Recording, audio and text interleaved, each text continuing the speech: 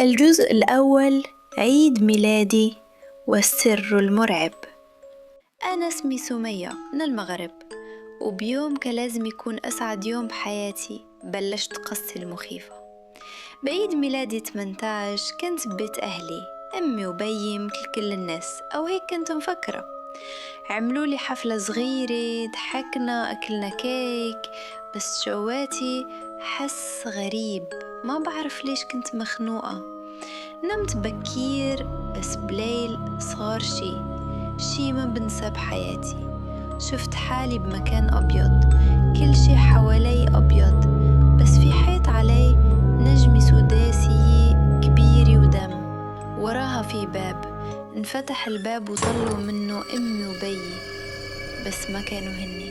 وجوه مشوهة، عيون حمر وفوس بإيديهن، وكان في جسد على الأرض مربط بإيديه ورجليه، وكنت أنا. قالوا لي سلمي حالك للشيطان، نحن اخترناكي.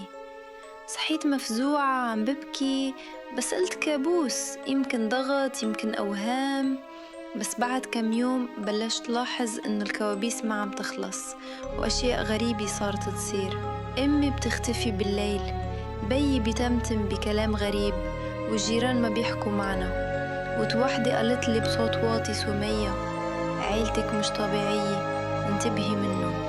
وهون قلبي أشعر، حسيت في شي مخبى. قررت أفتش بالبيت، أو بالأحرى أفتش عن حقيقتي.